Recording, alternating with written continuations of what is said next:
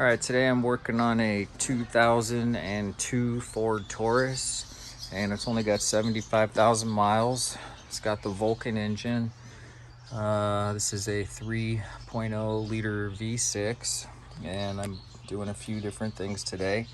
I've already done the transmission fluid and filter and the engine oil. That's not real hard, but I'm going to do the thermostat here. But I'll just show you getting underneath there and getting those bolts off the transmission pan, cleaning out that, and cleaning out the metal off of the magnet that's down there is real important. Change the oil. And I'm working on the radiator. That's the plug for the radiator right there, so it's easy to remove. Plastic plug, you got to be careful. And run some water through there, let the thing drain out. There was a lot of rust in there. I wasn't getting a lot of heat from the inside of the car, which means the heater core might be plugged up. Even though this car only has 75,000 miles, it is also older car. I mean, 19 years old. So you pop this thing open, you take off that plug, you run a garden hose in there, let it flush out, fill it back up, stick in your de-ruster, and then run the car for a while, maybe a day or half a day or at least an hour or two, and clean it all out. But one of the things you want to do is replace the thermostat. So this video is going to be on the thermostat. Now on the thermostat, let's see if we can actually see the numbers there. Let's see, I gotta look at this myself. All right, so it should say, I don't know if you can focus on this, 190 degrees. So 190 right there. Now the thing with the thermostat is some people think, well, I want the engine to run cooler, so I'm going to run a cooler thermostat, 165 or 180, and then my engine will run cooler. Well, that's not a good idea. The reason why it's not a good idea is the engine is designed to burn fuel at a certain heat, and the catalytic converter, the oxygen sensors, the plugs, and the whole engine is set up around certain temperatures, and that opening up at 190 degrees is important. It helps the fuel burn efficiently. It improves your gas mileage.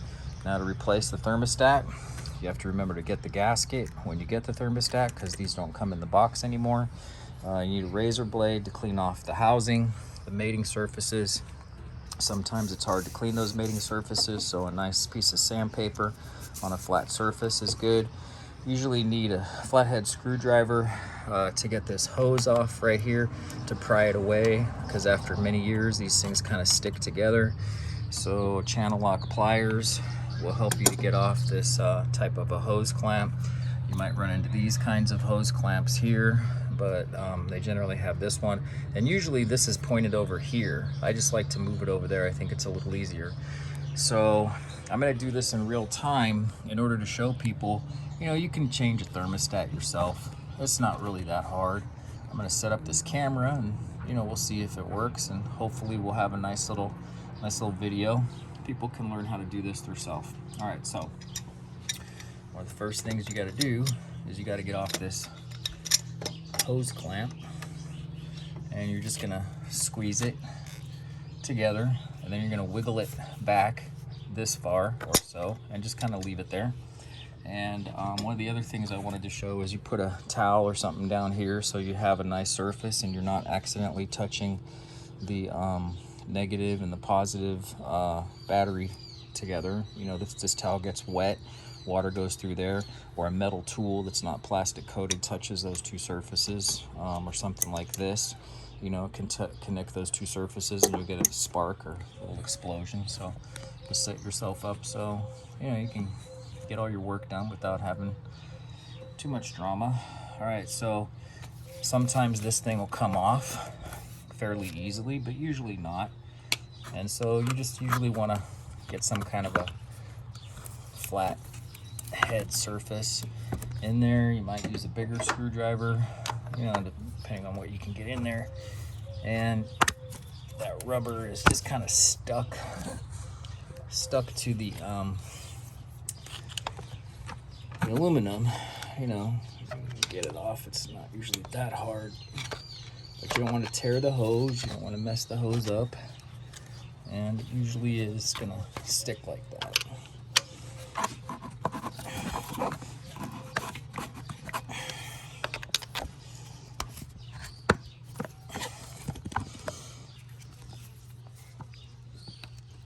Yeah, you should probably wear some gloves too when you're doing this. Yeah, I didn't put any gloves on this time, but anyway, some people do these videos and they pre-do everything, and then you get the newbies that say like, dude, I don't know how you did that. I don't know how you got from step A to step B. You know, it doesn't really help me.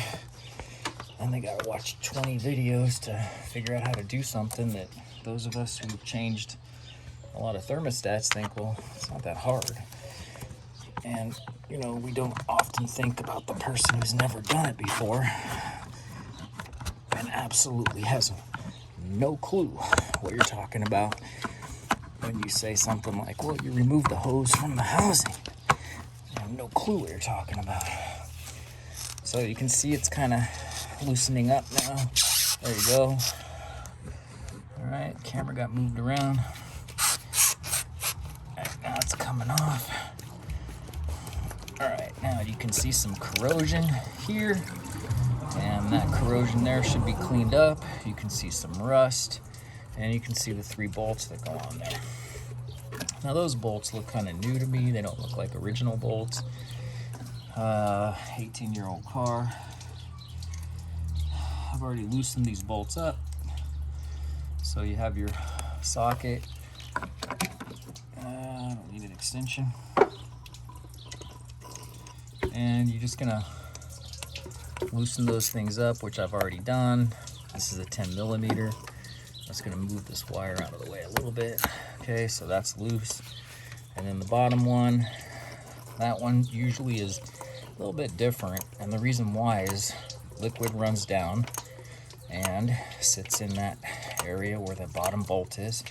And sometimes those bolts can get rusty, they can corrode, and when you're taking them off like this, they can snap. And if they snap, oh, you got a lot of problems, because then you got to drill a hole in the middle of the bolt. You got to use an easy out to try and back it out. Oh my God, it can be a big, big problem. The other thing you can run into is people cross-threading these. This is aluminum, and you don't want to cross. Well, that actually might be not aluminum, I'm not sure, but this might be steel. I believe this is aluminum. But yeah, you would have to re-thread it if you cross-threaded it. There's only 3 bolts holding this thing on, so you want to be careful. I'll take this off here in a second, and we'll see how the bolts look. Okay, that bottom one is almost out. It's really got to be rusty or something. It's very difficult to get out. And you can see these ones here, these top ones, they come out by hand real easy. But that bottom one, not so much. So just be careful. You might want to use some spray or even work on this. I know it sounds kind of difficult to imagine this, but work on it when the engine's a little bit hot, because this surface will expand and it'll allow that bottom bolt to come out a little easier. So getting that thing out while the engine's hot might actually help it come out easier. I haven't turned this engine on since yesterday. I just got this car yesterday, and see if I can fix it up and make it run a little bit stronger. It already runs pretty good. Clean it up a little bit, turn a little profit. Okay, it's almost out. All right, let's see. Here we come. All right, so we're looking at that, and boy, you can see you can't see a lot of it, but there's a lot of corrosion on that bolt, a lot of rust, and that's why it was so hard to get out. And I'm gonna put this one up in one of the top areas. It wouldn't be a bad idea to replace it, but it's not that important. What I'll do is I'll move that one up to the top area. And I'll take this one out, and you'll see probably that it's cleaner. All right, so you don't see a little corrosion there, but no rust, right? Not like the other one. And then this one again is probably gonna come out pretty easily by hand, because no rust, no corrosion. Okay. And again, I know it's gonna be a long video, but for newbies, they don't know how to do some of this stuff. And you know, I see a lot of comments and video sections where people are like, yeah, you didn't show me this and you didn't show me that, and it leaked, and you know, what good is this video? And they give it a thumbs down, or they say it sucks or whatever. And it's partly because a lot of us who do work on cars, we just think, oh man, this is, you know, how can you not know what I'm saying? All right, so let's look at this one.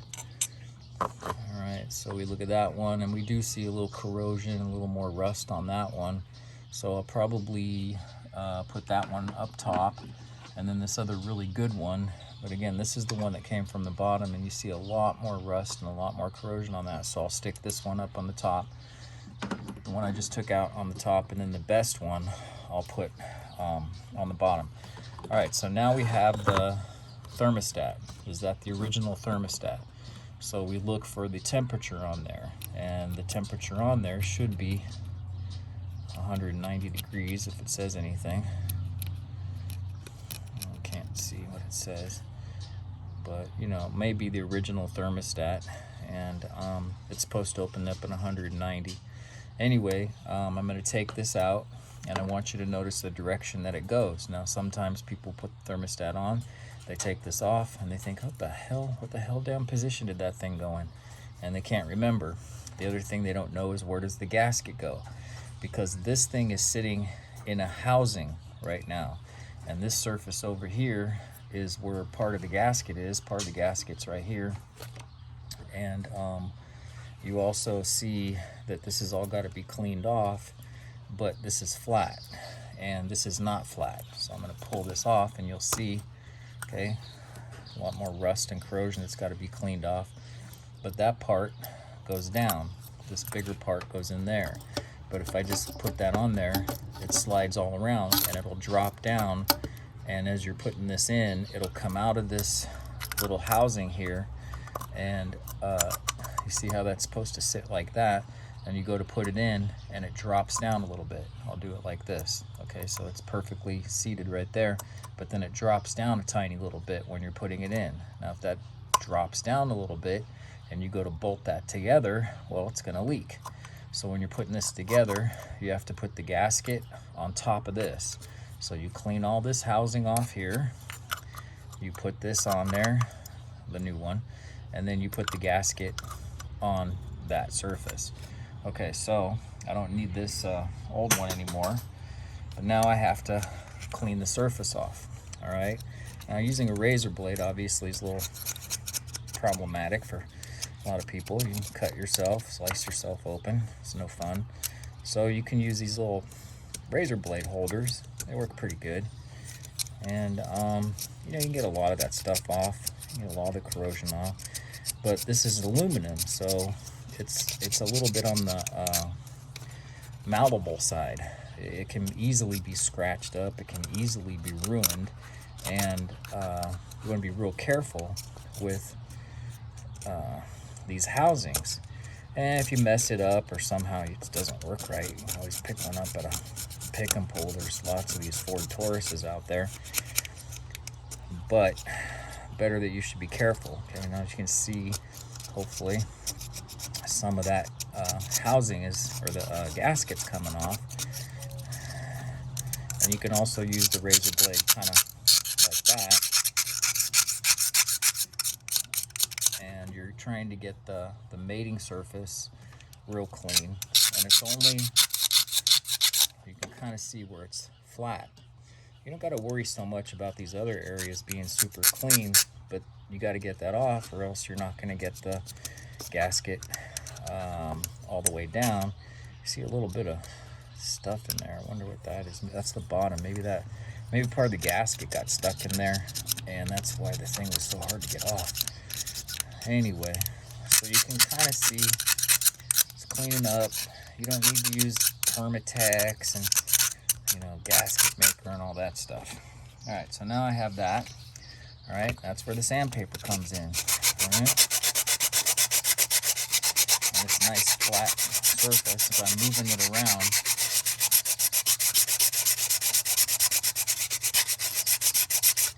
and you can start to see you get a nice flat surface in there. It's nice and clean.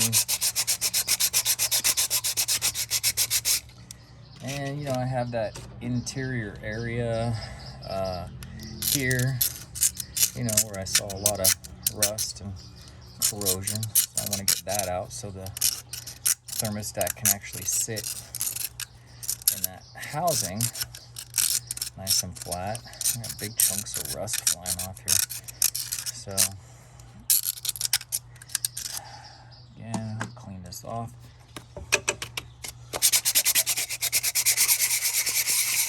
All the garbage and rust gets inside the radiator and the radiator core.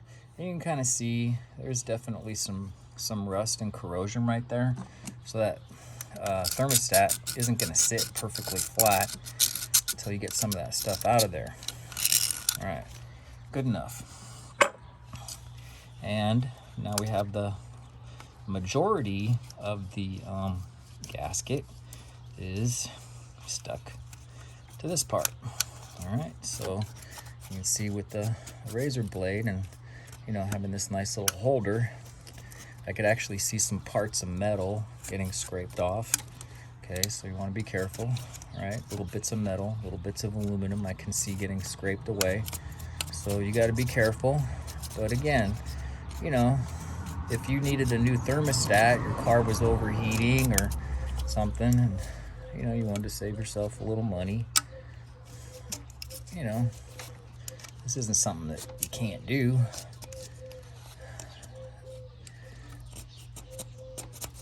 All right, so again, I'm trying to clean that stuff off and make sure all the old gasket is gone. You can see a little rust inside there, no big deal. So you have an iron engine and metal parts and corrosion, and that's partly what the coolant is to has some rust inhibitors in there. And I'm not using gloves. I forgot to put them on, and I didn't want to stop the video and start over, so whatever. But probably a good idea to use the gloves. All right, so I have a lot of that gasket off, not all of it, and you know, pretty decent.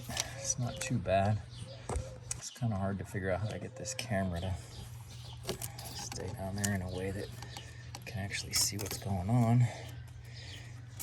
A little bit more gasket material there. You know, you want to get it off so you can get a nice flat surface. And that's most of it. And you see little bits of metal, so you want to be careful how you're using this. You know, you don't want to scratch that surface up, because if you scratch it up too much, you'll create a pathway where the water can go. I got most of it off there. All right, so then I'm going to get my sandpaper. I'm going to mess around with it a little bit like that.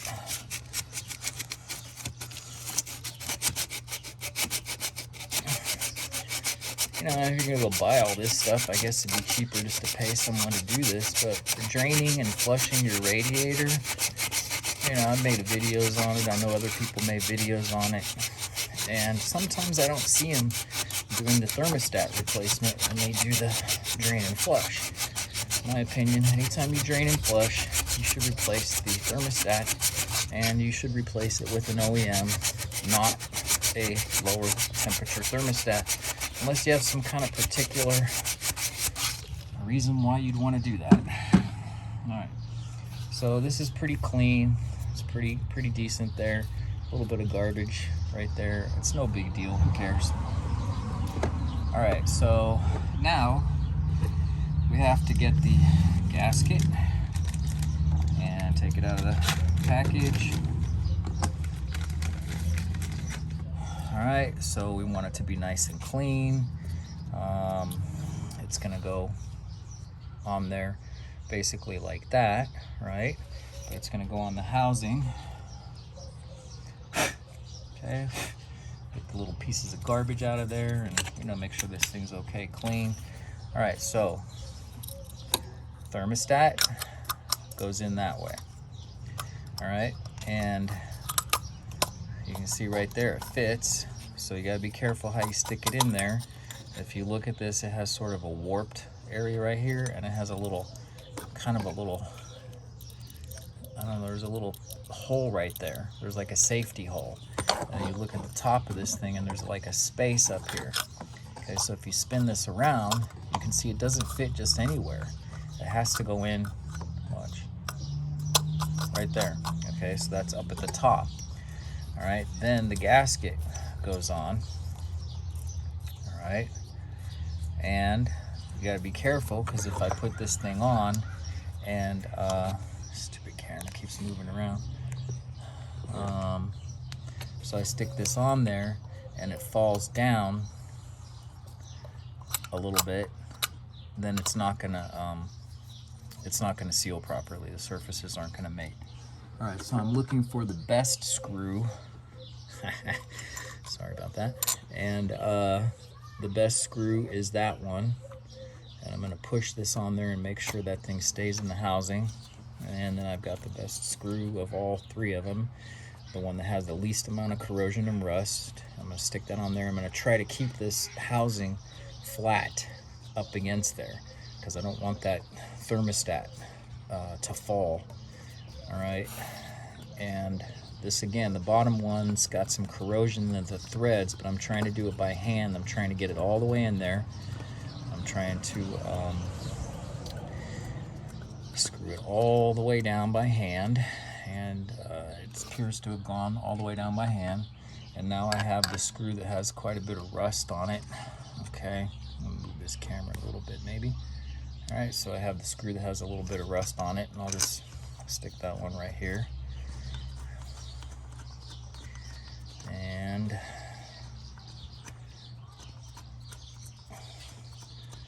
that hopefully is gonna be good. And then I got the other one that has some corrosion and some rust on it. I'll stick that one over here. And I get it. You got to get these things in there at least a few turns by hand before you start wrenching on them. And again, I'm holding this thing up against there because I don't want that thermostat to come out of the housing. Okay, I'm going to use my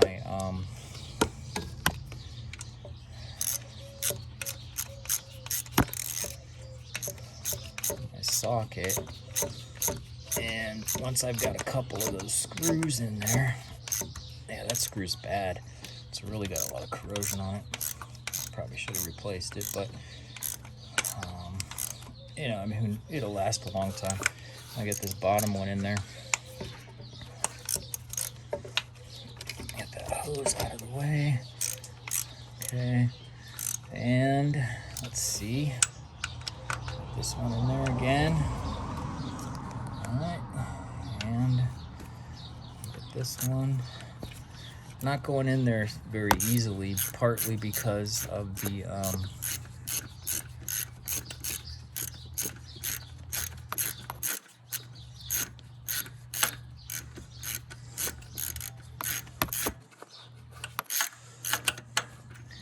okay, but I did get it in there several times, several screws, several revolutions before I started using a socket.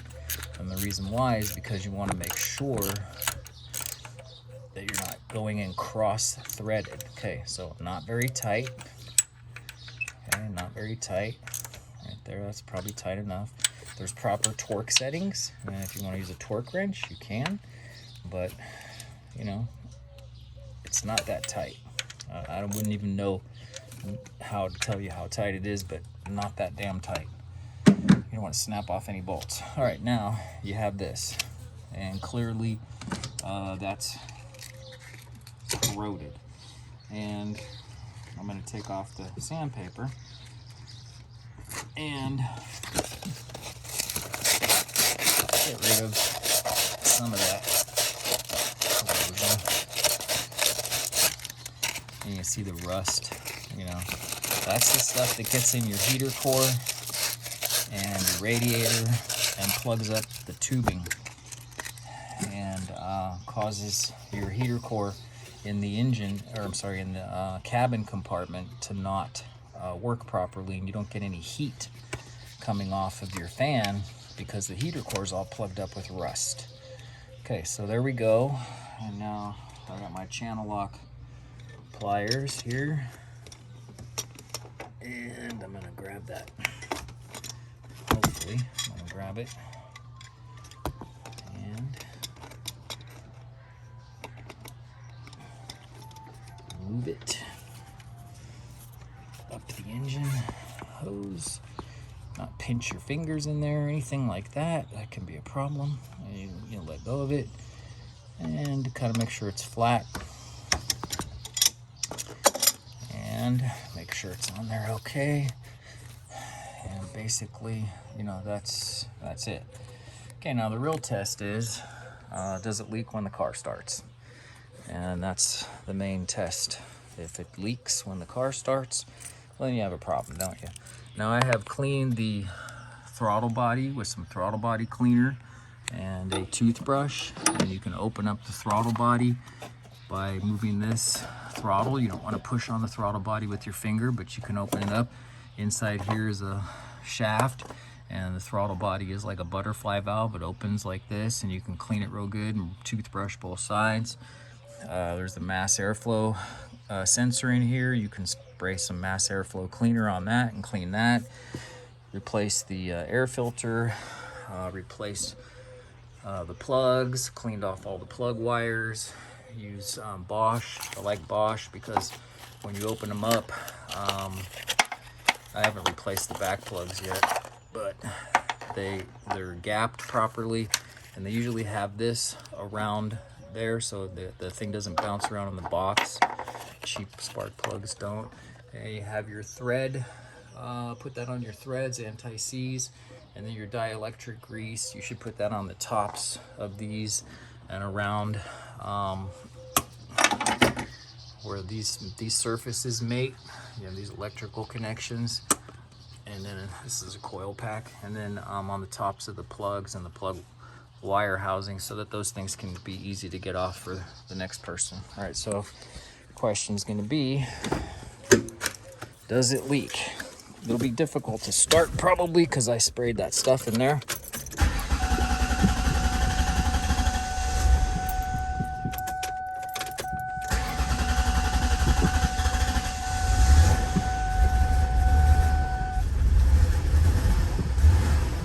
Sprayed a lot of throttle body cleaner in there, but yeah, it should run fine. Just got to get that stuff out. All right, so here's the test.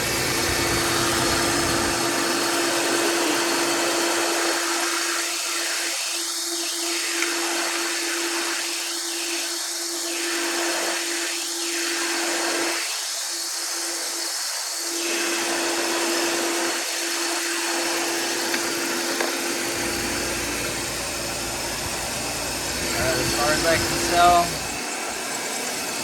it doesn't leak, and I drained the radiator, and I'm doing a flush right now. I've got some flush running through there, so I'm gonna let the car run.